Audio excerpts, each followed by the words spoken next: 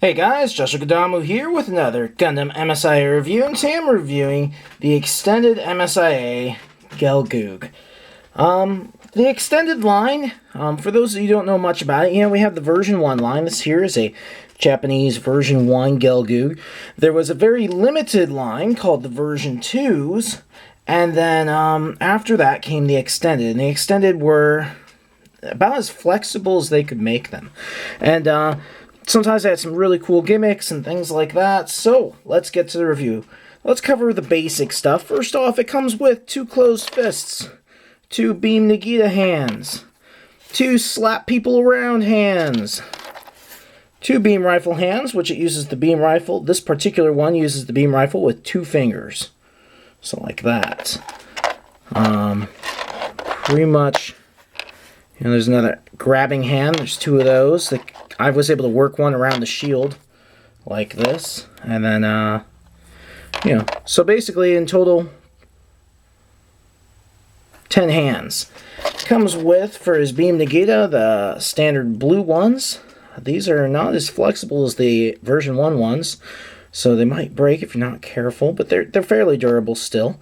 I'm just pointing out that they're not as durable. But you got the curved ones and the straight ones. So we got the basic stuff out of the way. I want to spend some time comparing the two, just because, you have the version 1. Do I really want the extended? And really, it's a matter of preference. You can see the shield is kind of a black, like Gato's Gelgoog. There's no insignias on it. The Japanese one would have, I think, or if this wasn't the Japanese one, I think it would have a Xeon symbol on there. You can see the shield's a bit bigger. The figure is a bit taller. It has a lot more flexibility, particularly in the shoulders. It's double jointed in the knees and the elbows. The skirt armor has some flexibility to it, though theoretically you could mod your Gelgoog version 1 to have some of that flexibility, though I haven't done it to any of mine because I don't think that it's going to yield much. Because that's pretty decent flexibility. The back's pretty decent flexibility. You could cut here. You could cut here. If you wanted to add some of that flexibility, you could cut here. But, it's... In some ways, there's not a whole lot of difference. It's mostly stylization and flexibility. The shields are pretty much basically the same. This comes with a ball joint that plugs in right there. There's a little holder for the back there. Another ball joint thing there. You could stick the holder for the beam Nagita in one of the 3 spots provided, or there, I think. And you could put it right there so it could hold it in its shield if you so chose.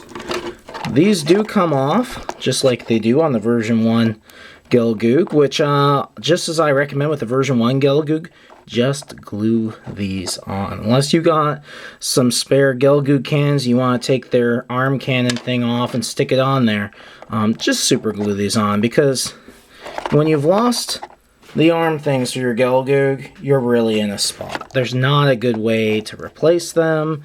It's just better sometimes to glue them on. But like I said, if you got others and you might swap out the parts, that's worth it.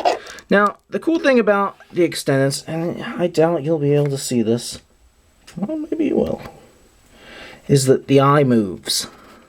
Now, the Gelgoog has such a scrawny little eye section that it's pretty hard to see. I'm trying to hold this in a way that lets you see it. So can you see it? The eye is moving in there. There's a little thing that moves on the back here, and this is true for most of the extended Xeon suits. For the Goof, for the Zaku, for the Gelgoog. Can't think of much else that really has that. It's a cool little gimmick. It's not exactly necessary, but it's a cool gimmick. Let's get to the flexibility, because if you bought this figure, that's why you bought it. My personal bias is it's very stylized. I actually like the version 1 Gelgoog better personally, but to each their own. I also love the version 2 figures, and some people say they're too stylized, so, Let's get to the flexibility. Oh, the beam rifle. See?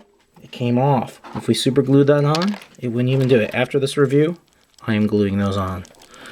The beam rifle. Did you see that just bend? I just opened this guy out of the box the other day. About a day ago. The version 1 Gelgoog beam rifle is made of the soft, flexible plastic. It would take a lot of work of, bending back and forth to break this. The way the Gelgoog holds the beam rifle, the back part here is always going to have to go like this or like this. That is a design flaw with the extended. It's my only real complaint. I might not be so keen on the stylization, but my real complaint is this. It's breaking. It's brand new, and it's breaking. It's a hard plastic here.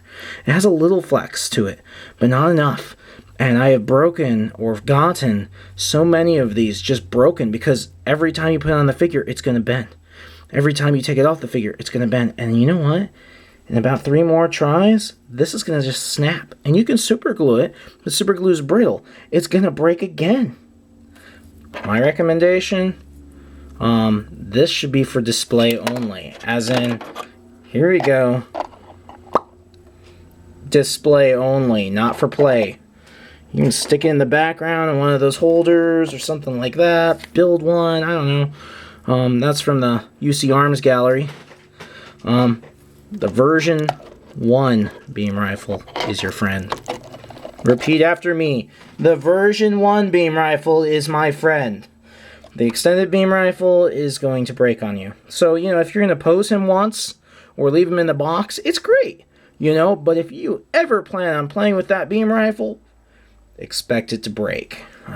It's my only complaint with the figure. So, articulation real quick. Hands are on ball joints. They turn 360 degrees. Elbow joint is double jointed. The arm, shoulder goes forwards, back, up. I mean, like crazy flexible in here. The body has a joint up in here, has a joint down in here. The head's double jointed, or rather the neck is. You already saw the eye. This can spin. There's super cool detail down here. The silver on the boosters, the feet are nice and flexible. There's a joint in there. These even move. These move, and they move individually. They're just really detailed. The skirt, as I showed you, does move in several sections, allowing for more flexibility. I bought this figure so that if I ever need a Gelgoog that's more flexible for space combat and stop motion animation, I would have it. Double jointed knee, leg goes that far forwards, that far back, so still pretty limited in the back. Knee joint. That pretty much covers it. The extended Gelgoog. Overall, a nice figure. The only design flaw is the extended beam rifle. Make sure you have a regular beam rifle from the version 1 to give him, which shouldn't be too hard because the American release Gelgoog, the version 1, came with 2 different beam rifles. But you see, this has to go on one side or the other. It can't just go straight. It's going to bend one way or another. It's a design flaw.